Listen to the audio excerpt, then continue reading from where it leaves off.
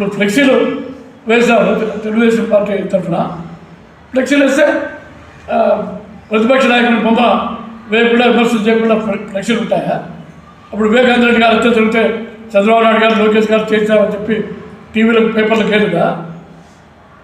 నారాసుల హత్య చరిత్ర అనే పుస్తకాలు వేయలేదా? మరి ఫ్లెక్సీలు వేయలేదా? రాజకీయాలు అన్నీ జరుగుతూ ఉంటాయి.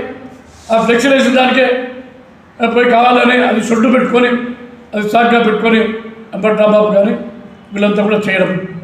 మీరు చేసిన తర్వాత మీరా చంద్రబాబు నాయుడు గారి తల్లినే తిట్టినప్పుడు కార్యకర్తల రియాక్షన్ లేకపోతే ఎట్లా రాజకీయ పార్టీ మీద నడుపుతాం? మరి కార్యకర్తల్లో ఆత్మవిశ్వాసం ఉంటుందా? వాళ్ళకి ధైర్యం ఉంటుందా? అట్లని ఏదో శాంతి భద్రత సమస్య పెట్టమని ఇళ్ళు పాల్గొట్టమని ప్రభుత్వం పార్టీ చెప్పరా? మనిషి అనే వారికి ఆ ఆవేశం అనేది సహజం. ఆ యొక్క పరిస్థితిలో ఆ సందర్భంలో దాన్ని పట్టుకొని ఈ దేశమంతా మొత్తం రాష్ట్రం అంతా కూడా అల్లోకల్లోలమైపోయింది. జగన్మోహన్ రెడ్డి గారు చంద్రబాబు నాయుడు గారిని అరెస్ట్ చేసినప్పుడు తెలీదా? ఒక చిత్తు కాగితమైన ఉంది ఆయన పైన అరెస్ట్ చేస్తానికి.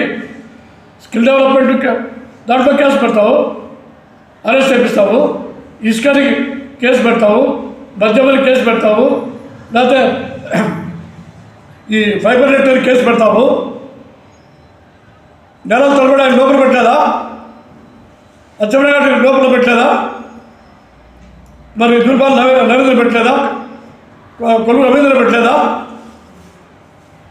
మరి అచ్చెన్నాయుడు గారు బీసీ కాదా? కొల్లు రవీంద్ర బీసీ కాదా? అంటే ఈ కేసులకు కులాలకు సంబంధం ఉంటుంది. ప్రజలు కూడా ఒకటే విజ్ఞప్తి చేస్తున్నాం. ఇది ఇంకా ప్రతిరోజు ఈ తకరాలే ఉంటాయి. చంద్రబాబు గారు అభివృద్ధి విషయంలో, సంక్షేమ విషయంలో ఆయన నిద్రపోడు, కార్యకర్తలు కూడా నిద్రపోయాడు. మనవాడు జగన్మోహన్ రెడ్డి ఈ గలాటాలు పెట్టేదానికి, కొట్లాటలు పెట్టేదానికి, కులాల మధ్య చిత్తులు పెట్టేదానికి అతను నిద్రపోడు. ఈ రాష్ట్ర ప్రజలు ఏముంది నిద్రపోలేడు. ఈ ఎట్లొకట్లా ఈ 3 ఏళ్ళు పని జరుపుకొని ఎవరో పెట్టుబడి పెట్టేవాళ్ళు, పరిశ్రమలో తెచ్చేవాళ్ళు, దానివల్ల ఉద్యోగాలు ఇచ్చేవాళ్ళు వాళ్ళు నాకుండా బెదిరపెట్టాలా? చంద్రబాబు నాయుడు గారితో కాలేదు, ఈ సమస్య అయింది అనేదానికే చేస్తూ ఉండేది. దాన్ని నమ్మితే మోసపోతే ప్రజలు నష్టపోతారు. తెలుగుదేశం పార్టీ కార్యకర్తలు కాదు, ప్రజలు నష్టపోతారు. ఇది బీసీల పార్టీ కాదా? ఇది తెలుగుదేశం పార్టీ దేశంలో మొట్టమొదటి బీసీల పార్టీ కాదా? బీసీలకు రాజ్యాధికారం వేయలేదా? బీసీలకు ఎమ్మెల్యే టికెట్ చేయలేదా? మంత్రులు చేయలేదా? కేంద్ర మంత్రులు చేయలేదా? లోక్సభ స్పీకర్ను దళితులు చేయలేదా? బీసీలకు రిజర్వేషన్ వచ్చింది తెలుగుదేశం కాదు, స్థానిక సంస్థల్లో ఉద్యోగాల్లో, కాలేజీలో సీట్లు లేదు బీసీలకు. మరి నువ్వేం చేస్తావు బీసీలకు? కాబట్టి ఇది కులాల మధ్య చిచ్చులు పెట్టడానికి కుట్ర పన్నుతున్నారు. దానిలో భాగంగానే లడ్డూలు, ఫ్లెక్సీని వాడుకుంటున్నారు.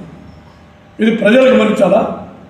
ఇప్పుడు రాజధాని ప్రాంతంలో పనులు జరుగుతాయంటే కొన్ని వేల మంది కార్మికులు బతుకుతారు. భవన నిర్మాణ కార్మికులు కానీ, లేకపోతే చిన్న చిన్న కాంట్రాక్టర్లు కానీ ఎవరో బతుకుతారు. ఈరోజు అవి కూడా బంద్ చేయించడానికి ప్రయత్నం చేస్తారు. కాబట్టి జగన్మోహన్ రెడ్డి ఆయన అంత హంగామా చేసినట్టే నువ్వు మరి కుప్పంలో చంద్రబాబు నాయుడు గారు ఆ నియోజకవర్గ ఎమ్మెల్యేగా, ప్రతిపక్ష నాయకుడిగా కుప్పంలో తిరుగుతుందా? నేనుండే ఆ రోజు కుప్పంలో వ్యాన్ పైన వచ్చి మాట్లాడేటువంటి మైక్ కూడా పోలీసులు లాక్కున్నారు. కుప్పంలో లోకేష్ గారు పాదయాత్ర పెడతా ఉంటే పాదయాత్ర అన్ని కేసులు, అన్ని అడ్డంకులే. చంద్రబాబు నాయుడు గారు అక్కడ పిల్లర్ ఏరియాకి పోయినప్పుడు రాళ్ళేసి ఘోరంగా ఆయన పైన దాడి చేస్తానికి ప్రయత్నం చేశారు అంగళ్ళ దగ్గర చిత్తూరు జిల్లాలో. అయితే మర్చిపోయారా అని అడుగుతున్నా. ఆ పరిస్థితి తెలుగుదేశం వాళ్ళు ఏ వైఎస్ఆర్సీపీ నాయకుడికైనా కల్పించినారా?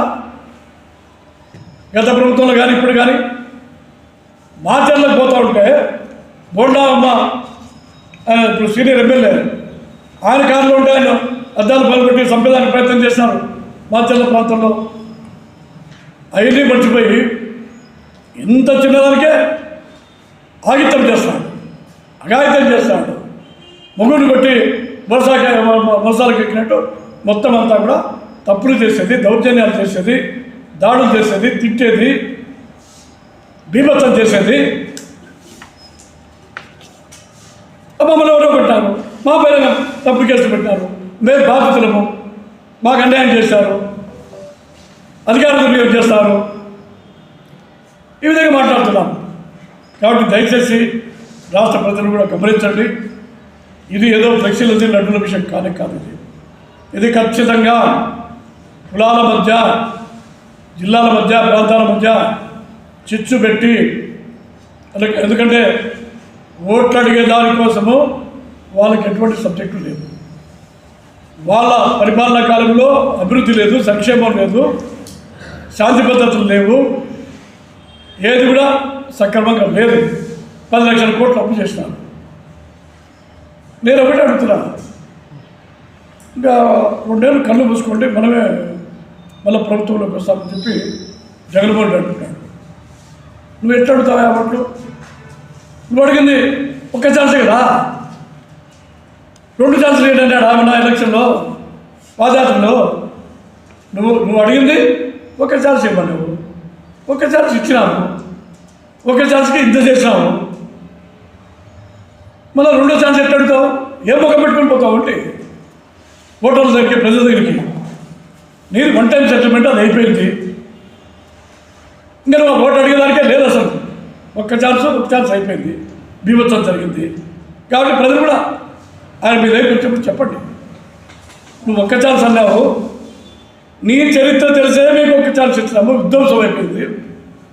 మళ్ళీ మా దగ్గరికి ఎందుకు వస్తావా? 2వ ఛాన్స్ కోసం, 3వ ఛాన్స్ కోసం అని చెప్పి తిరస్కరించండి. వాళ్ళ బుద్ధి చెప్పండి.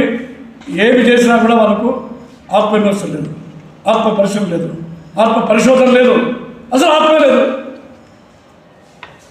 అసలుగా వీరికి ఆత్మే లేదు. ఆత్మ ఉంటే అప్పుడప్పుడు చెప్తా ఉంటారు. ఏం చెప్తా ఉంటుంది?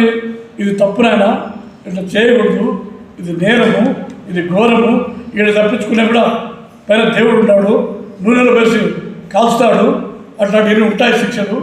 మార్కోండి ఆత్మ చెప్తారు. ఇక ఆత్మ లేకపోతే ఇంకెవరు చెప్తారు? వాళ్ళు వేరే వాళ్ళు చెప్తారు, వింటారా? మీరు విన్నారు, మీకు ఆత్మ లేకపోయా? ఇది ఈ రాష్ట్ర ప్రజలకు పట్టినటువంటి రాష్ట్రానికి పట్టినటువంటి దౌర్భాగ్యం. దీన్ని వదిలించుకోవాలి కానీ తిరిగి కల్పించుకోకూడదని చెప్పి అందరికీ మనం చేస్తున్నాం. చెప్పలేదు.